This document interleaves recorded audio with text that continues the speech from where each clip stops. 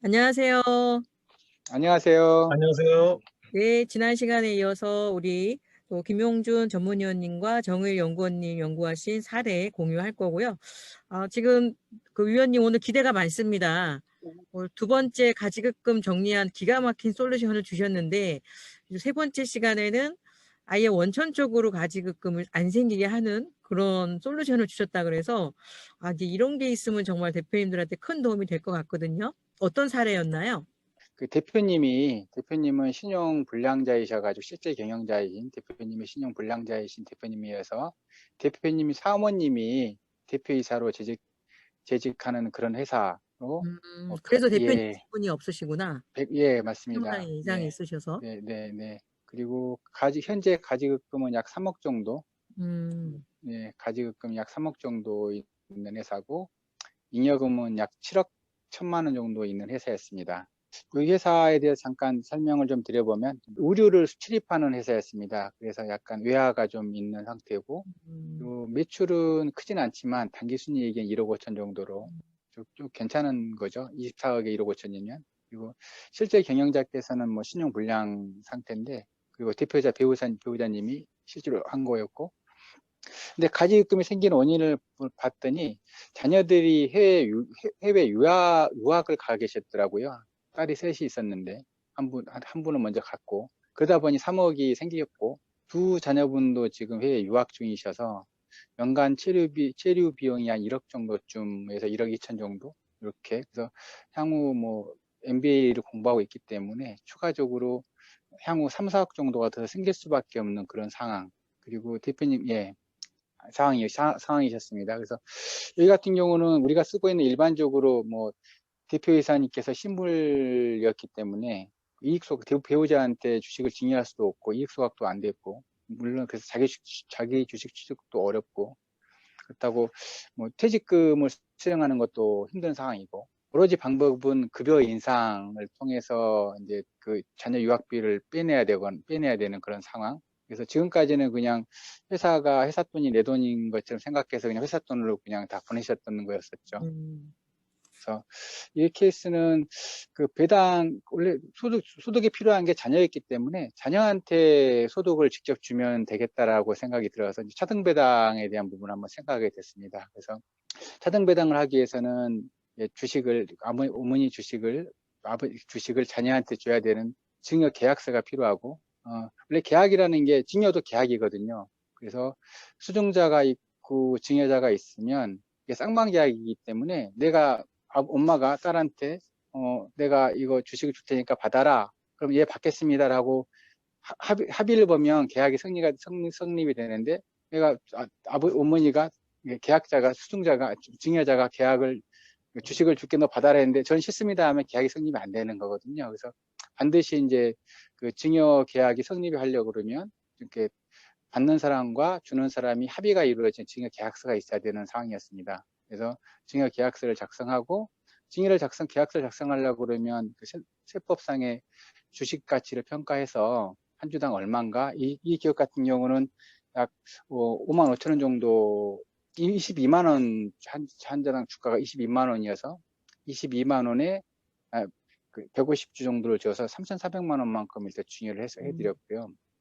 그리고 다음에 내용을 보게 되면 이제 우리가 이제 그 주식을 수증자하고 이렇게 정말 수증자하고 증여자하고 주식은 주고 받았어요. 엄마에서 딸로 3% 정도 지분이 갔는데 이거는 둘 간의 관계거든요. 이게 회사하고는 전혀 관계가 없어요. 원래 배당은 회사가 줘야 되는 건데 그러면 본인이 직접 배당금을 수령하려고 그러면 회사에 명의 개설 청구를 해야 되는 거죠. 음, 내가 주주니까 나를 주, 주주이기 때문에 내 앞으로 내 이름으로 주주를 달아줘라고 해서 명예훼손 청구를 하게 되면 주주명부상에 우리 회사의 주주입니다라고 해서 주주명부에 그 회사를 등재하게 되는 이 절차까지 가야 되는 상황인 거죠. 상황이고 그리고 기본적으로 우리가 일반적으로 이제 초도가 이렇게 국내에 모두가 다 있으면 증여계약서를 쓰는 거는 문제가 없는데 해외에 이제 유학가에 있는 자녀 같은 경우 그 증여계약서를 쓸 수가 없지 않습니까? 그래서 그 관련된 부분들은 어, 자녀가 이제 국내에 들어온다든가 아니면 뭐 해외 대사관이라든가 가서 하는 그런 절차 등이 필요한데 그 부분은 뒤에서 잠깐 좀 보도록 하고요. 그래서 이렇게 해서 이제 회사에 이제 주주로서 이제 명의가 되고 그러면 나머지 이제 이거는 적법하게 이제 그, 이, 그 딸이 자녀가 됐습니다. 주주가 됐습니다라고 해서 세금 신고하는 내용이 이제 그 증여세 신고한 내용들이 증여세 가세표준 신고서고요.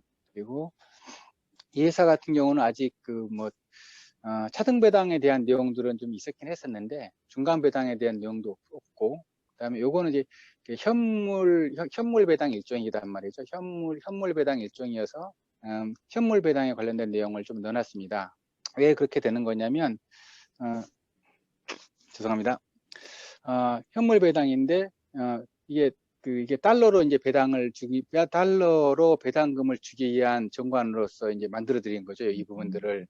그래서 달러로 지급해주면 우리가 배당금에 대한 금액을 어떻게 설정해야 될 텐데, 그러면 기준 가격은 어떤 걸로 해야 되고, 어떤 은행으로 해야 되는지를 명확하게 해줘야 실제 배당 금액이 얼마인지를 정확하게 평가가 될 거고, 그렇지 않다 그러면 이게 도대체 어느 달러라는 게 계속 수시로 변하고 매일매일 변하는데 언제적인지 알 수가 없지 않습니까?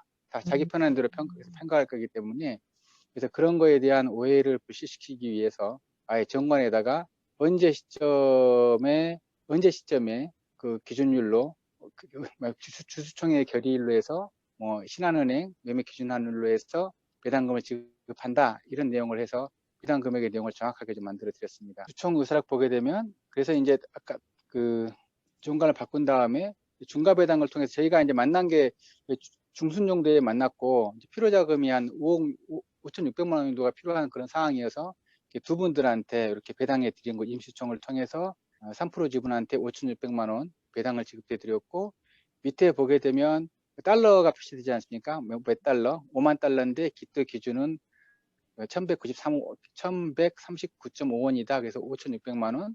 그리고 네. 그리고 1139원에 2만 달러는 22,279원이다 해서 명확하게 해서 기준일 이 부분들 향후 그 배당금에 대한 배당 소득에 대한 어떤 이슈 부분들을 좀 정리해 드렸던 것입니다. 그리고 다음 해가 늘 1억 정도의 배당이 필요했기 때문에 정기 배당을 통해서 이렇게 그 지금 막내딸이 돈이 가장 많이 들어가기 때문에 1억 정도 배당 지급 결의서를 통해서 그때 기준이라는 1,073원으로 계산해서 달러로 해서 배당금을 지급을 해드렸습니다. 그래서 요거는 우리나라 원화로 지급해 드린 게 아니고 달러로 배당금을 바로 지급하는 그런 내용들입니다. 달러로 바로.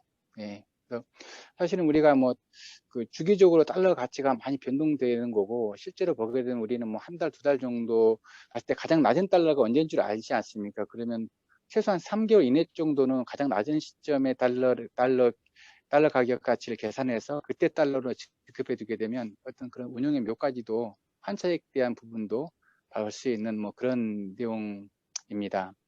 그래서 요 상담 사례에 대해서 한번 요약을 하게 보게 되면 저희 대표님이 신불자이시 않습니까? 실제 경영자이신 대표님께서 신불자이신데 이게 우리 자동차 보험이 많이 바뀌었어요. 임직원 전용 보험이 생기면서 임직원이 아니면 회사 차를 타고 다니다가 사고 나면 보상이 안 되는 그런 리스크까지 보였습니다. 그렇다고 해서 뭐 실질적으로 지분을 줄 수도 없는 상황이어서 그래서 민사집행법에 보면 압류금지 채권이 나와 있고 보면 민사집행법 그다음에 민사집행법 시행령 보면 압류금지 채권이 있고 이때 급여라든가 뭐 상여금, 퇴직연금 이런 것들은 이제 그 압류를 하지 못한다 내용이 나와 있고 또 시행령에 보게 되면 구체적인 내용들이 좀 나와 있습니다.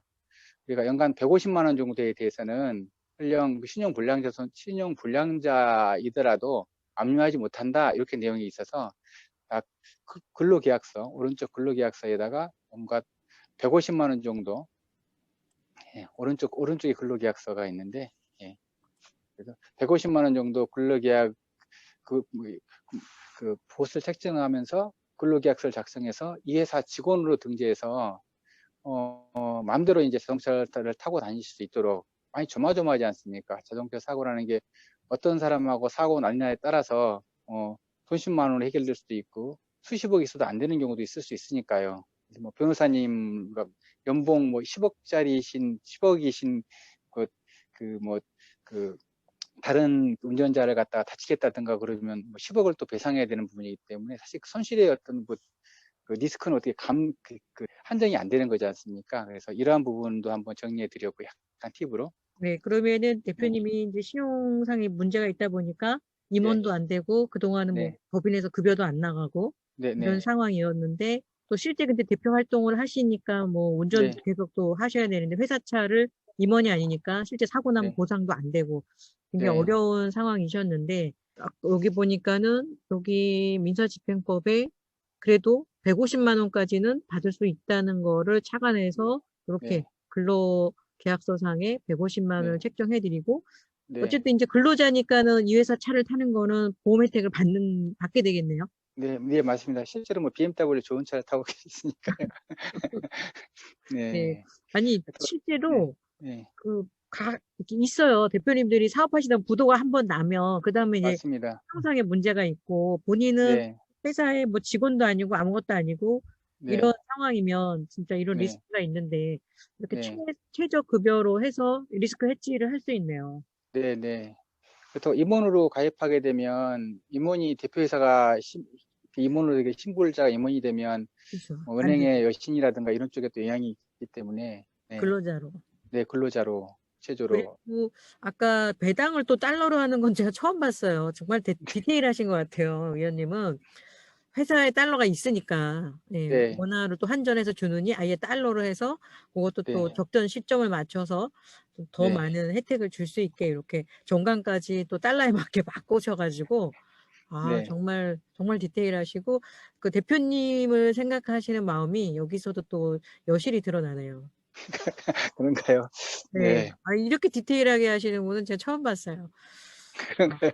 네. 네, 진짜 회사에 뭐, 이렇게 달러 있는 회사 많거든요. 달러도 네 있고. 많습니다. 네, 또 네, 제가 보니까 뭐 자녀의 50% 이상이 거의 다 유학을 가 계세요, 대표님들은. 네, 네, 이렇게 배당을 좀 달러로 하는 거 적극 활용할 만할 것 같고요.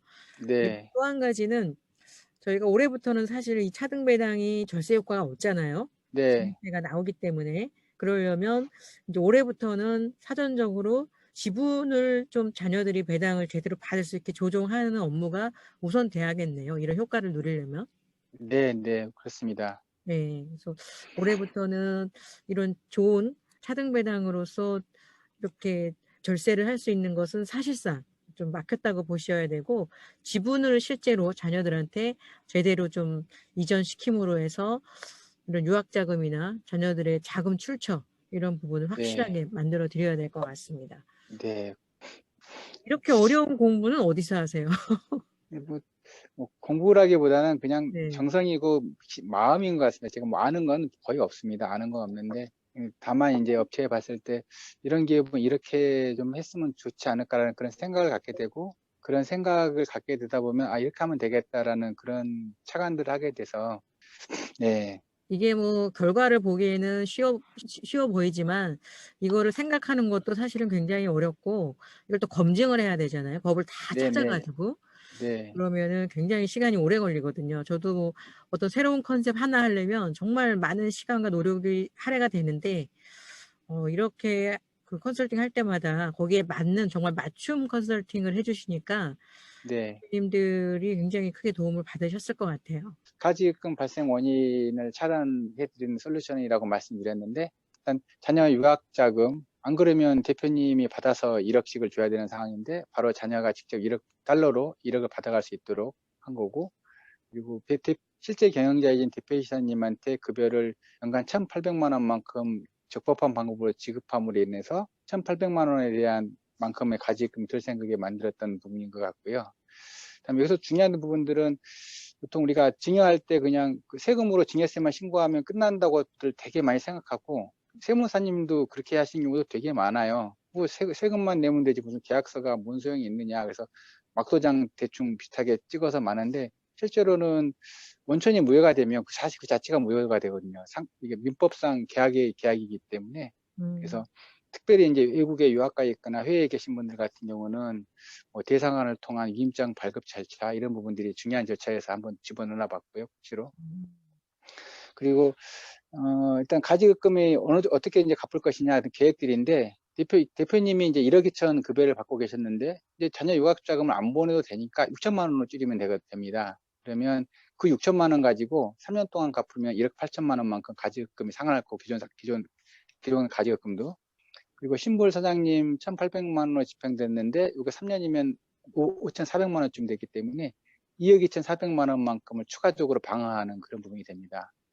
그리고 세금적인 효과를 보게 되면, 이제 급여로 이제 집행했다고 하면 이제 1억씩 추가로 기부하셨겠죠. 하시게 되면 총 3년간 내는 소득 세금이 1억 2,063만 원 정도. 그렇죠. 그러나 배당으로 만약 직접 진행했더니, 예를 들면 1억을 똑같이 급여로 집행하는 거가 배당으로 집행하는 걸 봤을 때 소득세는 1,119만 원 돼서 3년간 3,350만 원.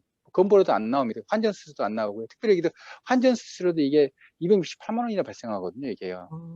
그래서 봤더니 이게 1억을 받는 데 있어서 1억을 받는 데 있어서 3년간 소득세가 1억 2천, 얘는 3,300이어서 거의 67%가 절감되는 부분이 생겼고요. 그다음에 급여가 또 부수적인 효과이긴 하는데, 급여를 추가로 조정하니까 1억 2천에서 6천만 원으로, 1억일 때는 세금이 1,950만 원인데 5천만 원으로 6천만 원으로 줄이니까 470만 원으로 줄어들어서 연간 1,500만 원 추가적인 절세 효과까지도 누릴 수 있는 그런 상황이었습니다. 그래서 정확한 방법과 해결안을 찾는다 그러면 다양한 우리가 가질 수 있는 우리 권리들을 누릴 수가 있고, 내야 할 세금은 내야 되지만 내지 말아야 할 세금들 내지 말아야 되는데, 그러한 부분도 이렇게 이루실 수 있을 것 같습니다. 네, 중요한 말씀 해주셨습니다. 내야 될 세금은 내야 되지만 내지 말아야 될 세금까지 내는 거는 정말 어리석다고 표현하면 그렇지만 너무 손해죠. 이런 부분들을 체크해서 줄여드릴 수 있기 때문에 이런 전문가들에게 상담을 받는 게 반드시 필요할 것 같습니다. 우리 또 정의 연구원님, 오늘 또 이 사례 보시면서 또 첨언해 주실 거 있으면 좀 부탁드릴게요. 네네. 그 전문위원님 평소에 제가 그 기업 상담을 맡으면 이런 디테일한 내용들, 그다음에 준비를 어떻게 하시는지 좀 궁금하거든요. 이 법적인 부분의 지식 같은 경우도 상당히 많이 요구가 될 것 같은데, 컨설팅 저도 하고 있지만 그런 쪽으로 보통 의뢰가 들어오면 해결하기 참 힘든 경우가 많고 검토해야 될 내용들이 많은데, 이런 것들은 어떻게 좀 대비하는 게 좀 좋은지 좀 의견을 좀 듣고 싶고, 경험 사례를 좀 공유해 주시면 좋을 것 같은데요. 주로 뭐 저 혼자 처리할 수 있는 것도 한계가 있고요. 그래서 주로 이제 팀 단위로 내용을 공유하면서, 우리 뭐 정일 PM도 있으시지만 팀 단위로 내용에 대해서 이제 공유를 하고, 그 해결 방안에 대해서 세션 같은 걸 많이 갖추면서 뭐 진행을 하고 있습니다. 답변이 네. 좀 이상하네요, 그죠? 네. 내용이. 개인도 물론 이제 특출하시겠지만 네. 항상 이게 모든 의견, 그러니까 결정을 하는 데 있어서 특히 컨설팅 같은 경우는 한 사람의 의견이 전적으로 맞다고 보기가 어려워서 저희도 늘 하고 있지만, 이렇게 연구원들이 같이 모여서 연구하고 의견을 서로 더 좋은 의견을 공유하는 게 굉장히 중요할 것 같아요. 지금도 저희가 그렇게 하고 있고 앞으로도 그런 부분을 적극적으로 좋은 아이디어, 좋은 솔루션들을 서로 공유해서 대표님들한테 더 큰 이익으로 또 보답할 수 있도록 그렇게 하는 게 중요할 것 같습니다. 자, 오늘 이렇게 또 세금을 67%나 절감한 소중한 사례를 공유해 주셔서 너무 감사드리고요. 추후에도 워낙에 컨설팅을 많이 하셨으니까 이렇게 공유해 주실 사례가 많으실 것 같아요. 앞으로도 또 좋은 사례 많이 공유해 주시고, 대표님들은 이 방송 보시면서 진짜 이게 그 디테일의 차이, 전문가가 얼마나 이렇게 디테일하게 하는지 오늘 정확하게 보셨을 것 같습니다. 그래서 상담 필요하신 경우에는 하단에 상담 남기기 통해서 남겨주시면 되고, 우리 김용준 전문위원님의 또 이런 사례는 따로 재생 목록에 있으니까 재생 목록을 통해서 전체를 또 같이 보실 수 있습니다. 자, 오늘 수고 많으셨고요. 다음 시간에도 또 이렇게 드라마틱하게 세금 줄이는 방법 함께 공유 부탁드리겠습니다. 수고하셨습니다. 네, 감사합니다. 감사합니다.